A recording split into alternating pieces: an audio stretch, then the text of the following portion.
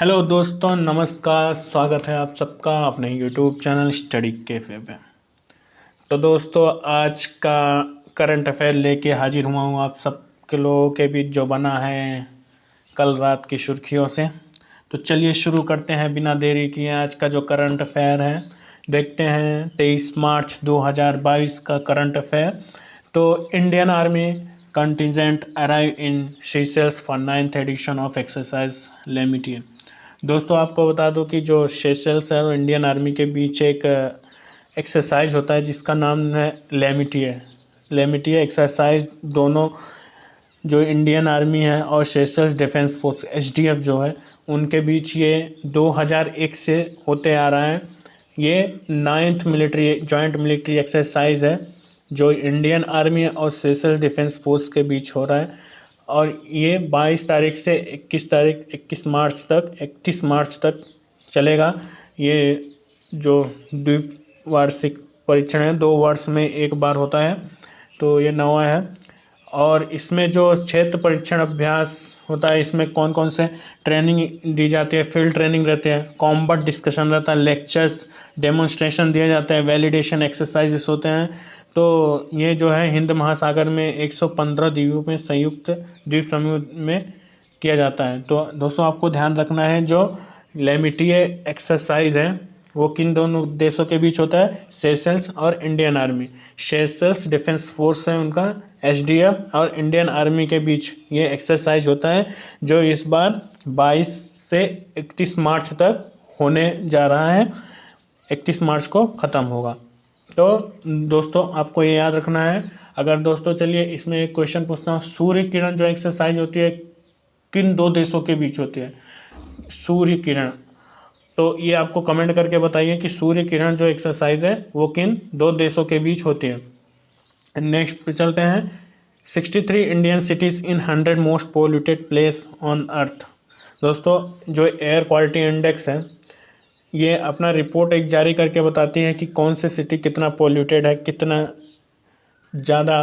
तो 100 में से जो 63 देश हैं, 63 कंट्रीज़ हैं, वो इंडिया के हैं। दे वर्ल्ड में सबसे ज़्यादा पोल्यूटेड कंट्री अगर कोई है तो वो इंडिया है। इसमें कैपिटल यहाँ पर देख सकते हैं, द इंडियन एक्सप्रेस का खबर के इस मुताबिक Delhi is the world most polluted capital for the 4th consecutive year. लगातार 4 वर्ष दिल्ली सबसे ज़्यादा पोल्यूटेड, सबसे ज़्यादा प्रदूषण वाला कैपिटल राजधानी, इंडिया की राजधानी जो है ये सबसे ज़्यादा मतलब प्रदूषण रहित है। With pollution rising almost 50% over the previous year. हर्ष अभी देखिए पिछले वर्ष से 15% ज़्यादा जो है पोल्यूशन बढ़ा है यहाँ पे। और यहाँ पे माने कि टॉप 15 मोस्ट पोल्यूटेड अगर प्लेस देखेंगे तो उसमें से 10 सिटी तो इंडिया के आती हैं। जैसे इंडिया में राजस्थान इंडिया के सबसे ज़्यादा पोल्यूटेड सिटी जो है वो भिवाड़ी राजस्थान से है, जिसके पार्टिकुलेट मैटर जो 2.5 है जो लंग्स के डीप में जाके बैठता है, और पार्टिकुलेट मैटर जो 10 रहता है वो अपर सरफेस लंग के अपर सरफेस पे बैठता है। तो ये लंग को कोलैप्स कर देता है। तो जिसमें कि इंडिया में क्या है कि हर 3 मिनट में एक आदमी की मौत जो है पोल्यूशन से हो रही है दोस्तों।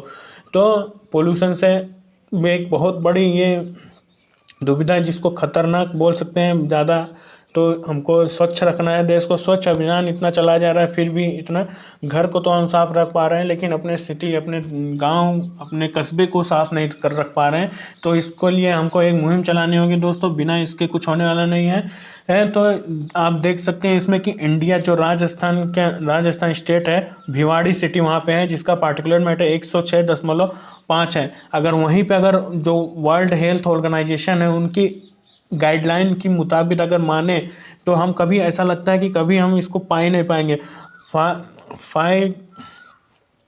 5 माइक्रोग्राम क्यूबिक मीटर रहना चाहिए। यहाँ पे देखिए नीचे दिया हुआ है, ये 5 क्यूबिक मीटर रहना चाहिए, 5 माइक्रोग्राम क्यूबिक मीटर, जो लेकिन है कितना 106 दशमलव, मतलब 200 ज़्यादा है। इंडिया में उत्तर प्रदेश के गाजियाबाद जो दूसरे नंबर पे आते हैं सबसे पोल्यूटेड में।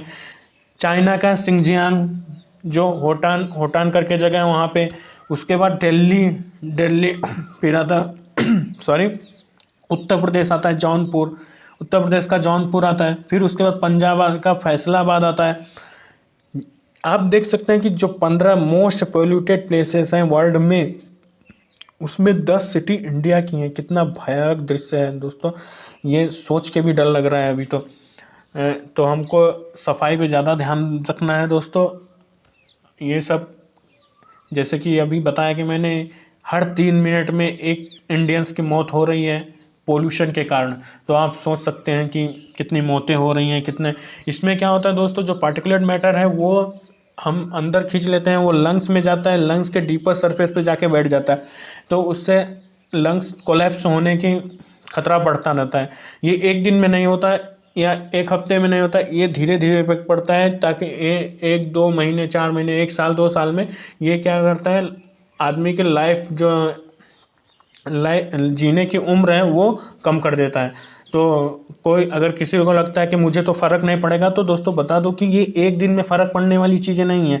आप एक दिन जाएंगे कहीं पे, थोड़ा सांस लेने में तकलीफ़ हो सकती है, लेकिन एक दिन का रिजल्ट नहीं है। ये धीरे धीरे धीरे धीरे अंदर से आपको खोखला करता जा रहा है जो अभी प्रदूषण है। तो दोस्तों इन सब चीज़ों पे ध्यान देना है हमको। और बता दें कि जो मेट्रो सिटीज़ है, 6 मेट्रो सिटीज़ को यहाँ पे लिया गया है, तो उसमें से चेन्नई ऐसा राज्य है जहाँ पे जो पोल्यूशन लेवल है वो बढ़ नहीं रहा है, कम हुआ है। बाकी 6 जो दिल्ली, कोलकाता, मुंबई, हैदराबाद, बेंगलुरु, इनके जो है ना, ये राइजिंग दिख रहा है, इनके पोल्यूशन लेवल बढ़ता ही जा रहा है। तो ये 5 साल का डेटा है दोस्तों, पिछले 5 साल का डेटा का रिकॉर्ड कर रहे हैं, और ये वाला तो हर साल मतलब निकाला जाता है। तो आपको ध्यान देना है इन सब के लिए। तो चलिए दोस्तों नेक्स्ट पे चलते हैं। भिवाड़ी जो है सबसे पोल्यूटेड सिटी है। अगर सबसे क्लीनेस्ट सिटी की बात की जाए तो मध्य प्रदेश का इंदौर सिटी है जो सबसे क्लीनेस्ट सिटी है। तो दोस्तों ये ध्यान रखना है, किसी भी एग्ज़ाम में पूछा जा सकता है सबसे पोल्यूटेड सिटी कौन सा है, तो वो भिवाड़ी, राजस्थान का भिवाड़ी जो है वो सबसे पोल्यूटेड सिटी है। तो चलिए नेक्स्ट पे चलते हैं। World happiness report 2022, Finland happiest country. जो फिनलैंड है सबसे दुनिया का खुशहाल देश है। India among the 10 nation with largest drop, मतलब लास्ट के टॉप 10 में आता है। लास्ट नीचे से देखा जाए तो 10वें पे आता है। जो इंडिया का 146 देशों के रैंकिंग निकाली गई, जिसमें उसमें इंडिया का जो रैंक है 136वें स्थान पे है। तो इसमें भी काफ़ी हमारे इंडियंस, मतलब इस रिपोर्ट के हिसाब से तो सब इंडियंस दुखी ही हैं। पता नहीं कहाँ से रिपोर्ट निकाली जाती है, कौन सा डेटा मेजर करते हैं दोस्तों, जो ये निकाले हैं। अगर टॉप परफॉर्मेंस देखें तो फिनलैंड, उसके बाद डेनमार्क है, उसके बाद आइसलैंड है, स्विट्जरलैंड, देन नीदरलैंड्स। ये जो देश हैं ये टॉप करते हैं इसमें। यहाँ के लोग तो बहुत खुश हैं, इनको दुखी को कुछ दुख नाम पता ही नहीं है, हर बार यही लोग टॉप करते हैं। यूएस इज 16 स्पॉट पे, जो यूनाइटेड स्टेट अमेरिका है वो 16वें स्थान पे है। अगर बात की जाए यहाँ पे सबसे वर्स्ट परफॉर्मर कि सबसे बेकार, जो बहुत ज़्यादा लोग दुखी हैं, वो है अफ़गानिस्तान के लोग। अभी हाल ही में भी जो आपने सुना होगा, तालिबान ने कैप्चर कर लिया है पूरे देश में, उनका तालिबान शासन आ गया है। तो अफ़गानिस्तान है वो 146 लास्ट पोजीशन अगर कोई होल्ड करता है तो वो है अफ़गानिस्तान। उसके बाद आता है लेबनान, जिम्बाब्वे 144 स्थान पे, नीचे से मतलब 144 स्थान पे है। मतलब वर्स्ट परफॉर्मर है, बहुत दुखी लोग हैं यहाँ पे। Ranking is done by 3-year average based life evolution survey conducted by Gallup World Poll. ये जो रैंकिंग की जाती है हर 3 साल में की जाती है गैलप वर्ल्ड पोल के द्वारा।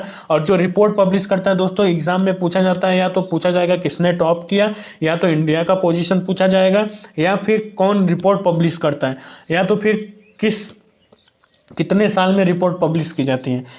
ये 4 क्वेश्चन ऐसे हैं जो बनते हैं।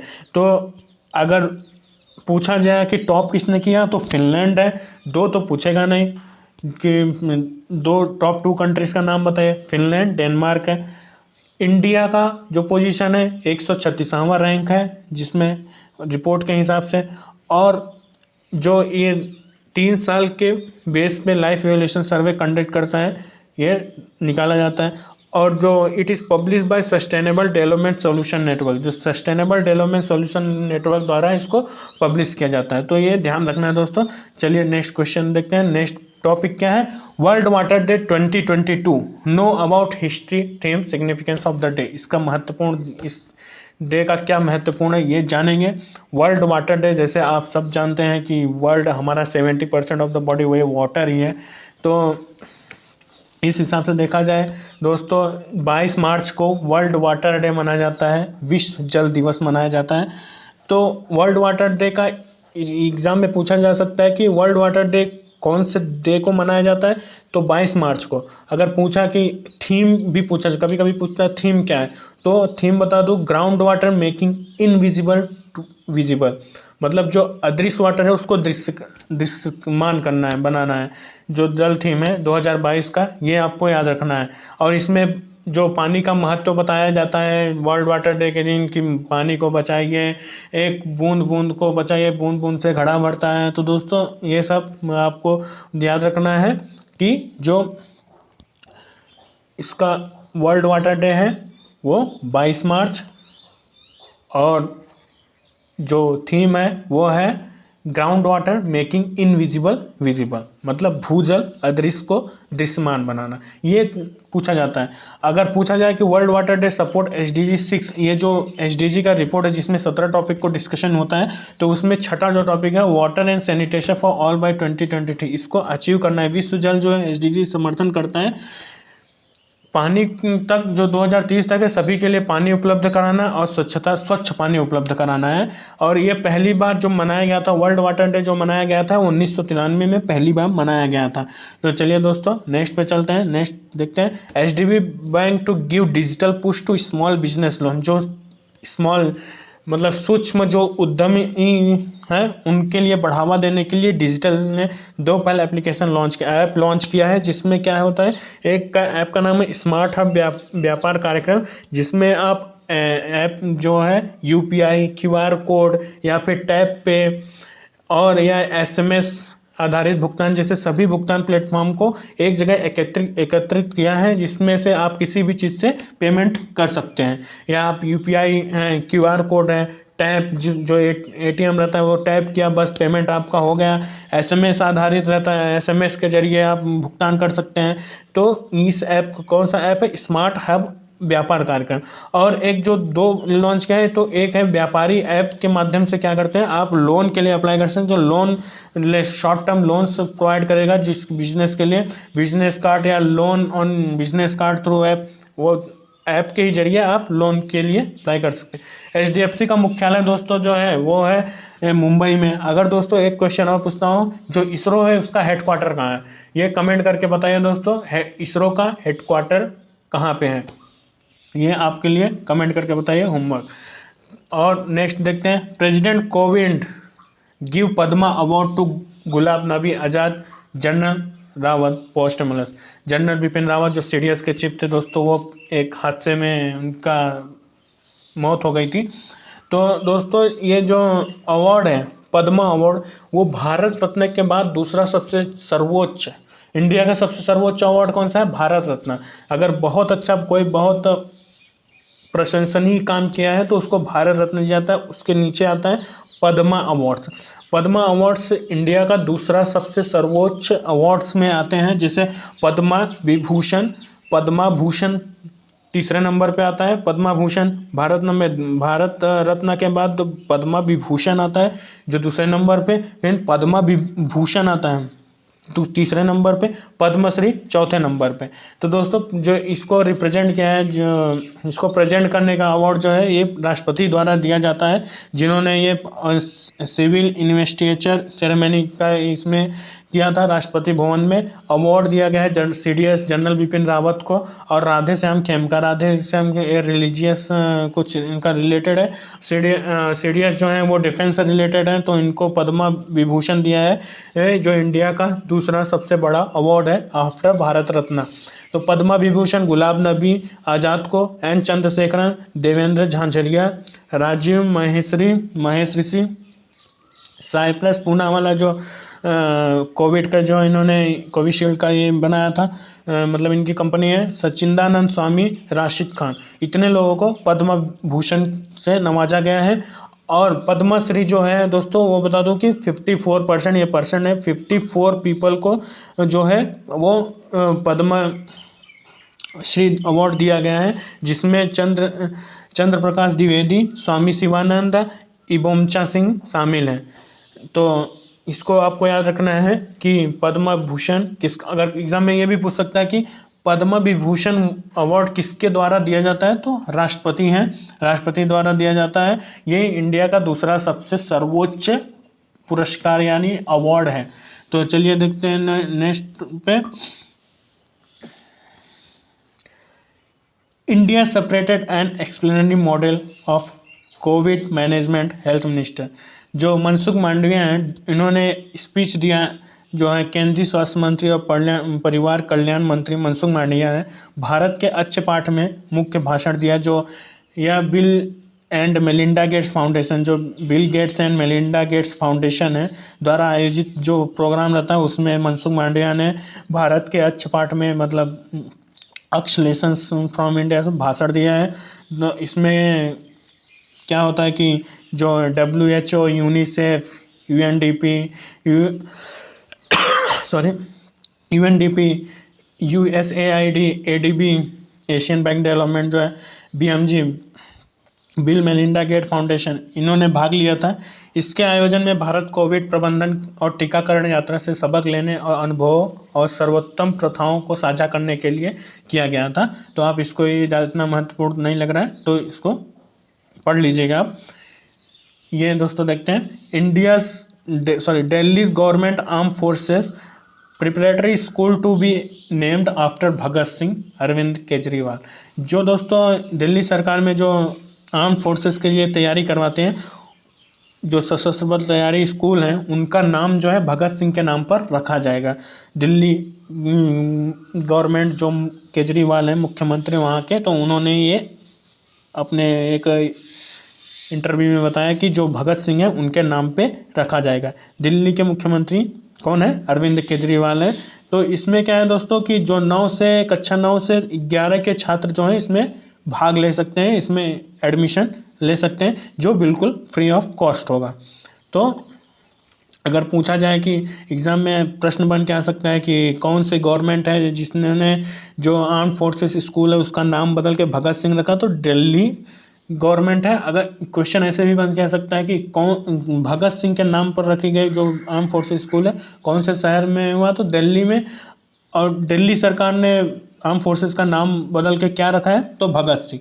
क्वेश्चन को ट्विस्ट करके, बस ट्विस्ट करके, बाकी आंसर वही रहने वाला है दोस्तों। अगर आपने थोड़ा ठीक से पढ़ा रहा ना, तो कैसे भी आपका आंसर कर ही सकते हैं, क्योंकि क्वेश्चन को जरा सा ट्विस्ट करके पूछ लेता तो हम कंफ्यूज हो जाते। तो हमको कंफ्यूज नहीं होना है, हमारी तैयारी पे जोर देना है। इस बार तो लेके आना ही आना है एक ना एक गवर्नमेंट जॉब। तो चलिए दोस्तों, जो कि 14 एकड़ में इसके कैंपस जो है 14 एकड़ में फैला रहेगा, जरोधा कलम जो स्टेट ऑफ आर्ट फैसिलिटीज़ हैं वहाँ पे। तो इसको ध्यान रखना है आपको। चलिए नेक्स्ट में देखते हैं। 13 year old Mumbai autistic girl swims across Palk Strait set record. जो ये लड़की हैं, आप चित्र में देख सकते हैं, जिया राय यंगेस्ट फीमेल स्विमर बन गई हैं, जो कि पार्क स्ट्रेट को स्विम करके, जो तलाई मन्नार श्रीलंका में है और धानुषकोडी इंडिया में है, इसको करीब, इसका डिस्टेंस जो है दोस्तों, ये करीब करीब 30 किलोमीटर है, 29 किलोमीटर दूरी है, जो इन्होंने 13 घंटे 10 मिनट में तय की है। और ये सबसे यंगेस्ट लेडी बनी है जो सबसे ये उपलब्धि हासिल करी है। 13 साल 10 महीने की उनकी उम्र है। और इन्होंने, इसके पहले जो रिकॉर्ड था वो बूला चौधरी के नाम से था, जिन्होंने 2004 में 13 घंटे 52 मिनट में दूरी तय की थी। जो कितना डिस्टेंस है? 29 किलोमीटर। उन्होंने कितने टाइम में कवर किया? 13 घंटे 10 मिनट में ये दूरी को कवर किया। ये कारनामा उन्होंने 20 मार्च को करके दिखाया था। इन्होंने ये रिकॉर्ड अपने नाम कर लिया है। तो ये आप यहाँ पे देख सकते हैं लड़की का फ़ोटो, जो इंडियन नेवी है, जो उन्होंने पीछे बैनर पकड़ के रखा है। तो ये कहाँ से कहाँ तक? तलाई मन्नार श्रीलंका से धानुषकोडी तक इंडिया में जो है उसको ये किया। तो चलिए दोस्तों नेक्स्ट देखते हैं। आज का जो 23 मार्च है, वर्ल्ड मेट्रोलॉजिकल डे आज है, as well as martyr day, शहीद दिवस भी आज के दिन यानी 23 मार्च को मनाया जाता है। जो विश्व मौसम विज्ञान दिवस है हर साल, कब मनाया जाता है? 23 मार्च को। ये मेट्रोलॉजिकल डिपार्टमेंट जो है दोस्तों, वो मौसम की जानकारी देता है, कहाँ पे सुनामी आएगी, कहाँ पे चक्रवात आएगा, कौन सा साइक्लोन आए, इन सब के बारे में जानकारी देती है। अगर अभी दोस्तों आप देख रहे होंगे कि अभी मार्च में ही बहुत सारे गर्मी पड़ रहे हैं, तो ये गर्मी इतनी क्यों पड़ रही है, ये सब रीज़न भी, हीट वेव क्यों आ रहा है, ये मेट्रोलॉजिकल डिपार्टमेंट ही बताता है, ये चालू करता है। तो विश्व मौसम विज्ञान संगठन जो है सम्मेलन 1950 में लागू होने के उपलक्ष्य में मनाया जाता है। और जो मार्टे दिवस है दोस्तों, ये इसको सर्वोदय डे या शहीद दिवस के नाम से भी जानते हैं। अगर एग्जाम में आ गया सर्वोदय डे कम सेलिब्रेट करते हैं, तो वो शहीद दिवस कब मनाया जाता है? तो 23 मार्च, यानी सर्वोदय जो है वो कब मनाते हैं? 23 मार्च को, यानी शहीद दिवस मनाया जाता है। ये जो भारत में 2016 में शहीद दिवस या सर्वोदय दिवस 30 जनवरी या 23 मार्च को मनाया जाता है। 30 जनवरी को क्यों मनाया जाता है दोस्तों? इस दिन गांधी जी की हत्या हुई थी, जो गोडसे द्वारा की गई थी। और 23 मार्च को जो हमारे कौन थे शहीद, भगत सिंह, शिवराम राजगुरु, सुखदेव थापर को फांसी हुई थी। जो इन्होंने क्या किया था दोस्तों कि वर्ष 1929 में 8 अप्रैल को उन्होंने राजगुरु सुखदेव साथियों के साथ मिलकर इंकलाब जिंदाबाद का नारा पढ़ते हुए केंद्रीय विधानसभा पे बम फेंका था। उनका जो पहले केंद्रीय विधानसभा जो था, जहाँ पे अंग्रेज लोग बैठते थे, वहाँ पे उन्होंने बम फेंक दिया था। उन्होंने हत्या का आरोप लगाया गया था। और वर्ष 1931 में 23 मार्च को लाहौर जेल में शाम 7:30 बजे इनको फांसी दी गई थी। किस जुर्म में दिया गया था? इन्होंने जो है विधानसभा पे, यानी सेंट्रल लेजिस्लेटिव असेंबली पे इन्होंने बम फेंका था। कौन कौन थे? राजगुरु, सुखदेव, ये सब साथ में थे। और कौन थे? आज़ाद,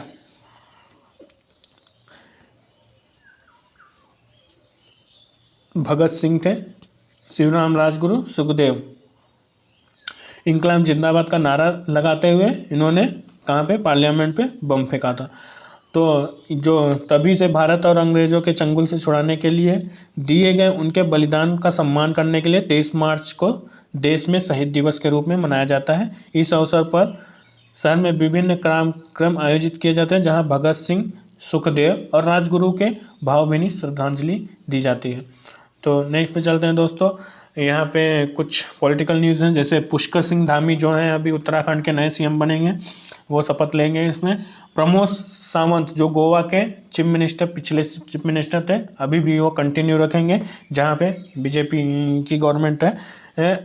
तो गोवा के जो चीफ मिनिस्टर हैं वो प्रमोद सावंत, और पुष्कर सिंह धामी जो हैं वो उत्तराखंड के सीएम रहेंगे।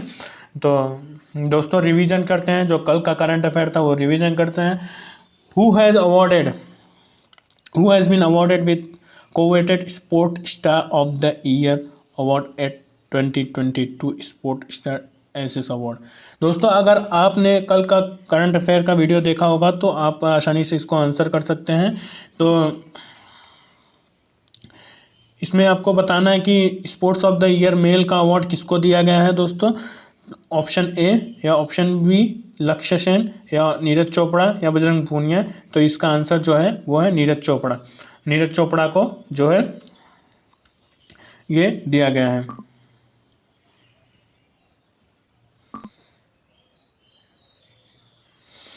ये answer Neeraj Chopra. International day of forest was celebrated every year on which date. जो इंटरनेशनल दिवस है, वन दिवस है फॉरेस्ट, वो सेलिब्रेटेड ऑन कौन से दिन को मनाया जाता है? जो इंटरनेशनल डे फॉरेस्ट जो है वन दिवस कब मनाया जाता है? 20 मार्च को, 21 मार्च को, या 22 मार्च को, या 23 मार्च को। तो दोस्तों इसका जो आंसर है 21 मार्च को हर साल मनाया जाता है फॉरेस्ट डे, जो जंगल दिवस है वो।